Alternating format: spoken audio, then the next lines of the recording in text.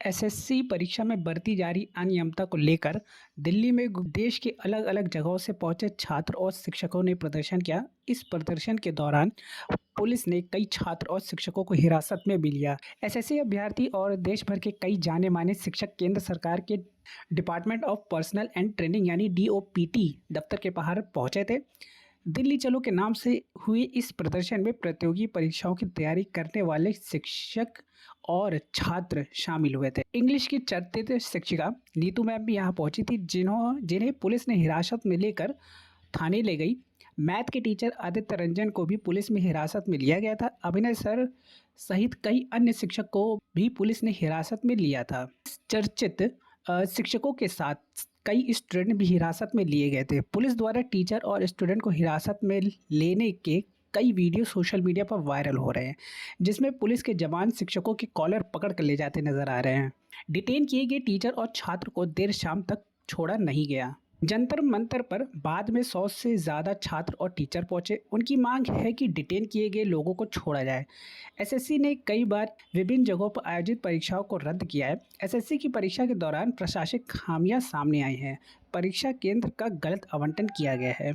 हालांकि काफ़ी टाइम बाद टीचरों को छोड़ा गया थाने से। छात्रों ने बताया कि परीक्षा का एडमिट कार्ड 4 दिन पहले दिया जाता है, लेकिन इस बार परीक्षा के 2 दिन पहले ही कार्ड तक जारी नहीं हुआ।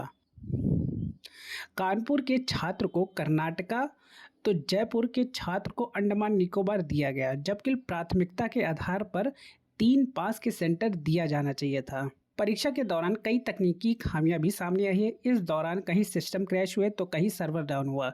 जो कंप्यूटर दिया गया था उसमें बहुत से छात्रों को माउस तक नहीं चल रहा था। चलते चलते स्क्रीन बंद हो जा रही थी। कुछ परीक्षा केंद्रों पर अभ्यर्थियों के साथ दुर्व्यवहार भी किया गया।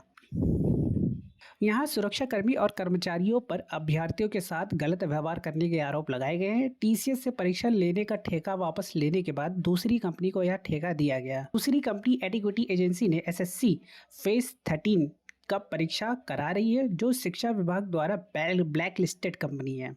इस कंपनी के खिलाफ छात्र कई समय से प्रदर्शन कर रहे हैं। इस कंपनी का नाम इससे पहले भी व्यापम परीक्षा में नाम आ चुका है।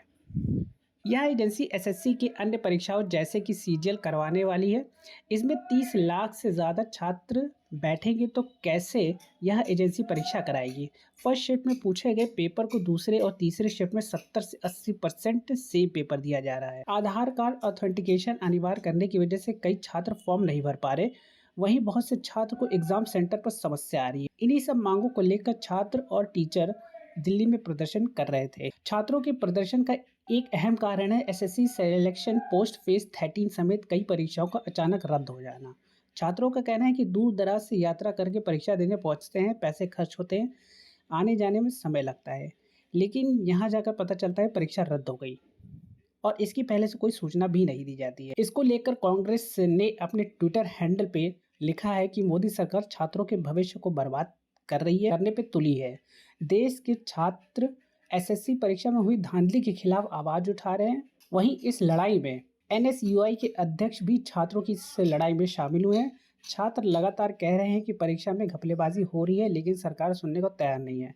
उल्टा छात्रों पर लाठी भांज कर उनका मुंह बंद कराया जा रहा है।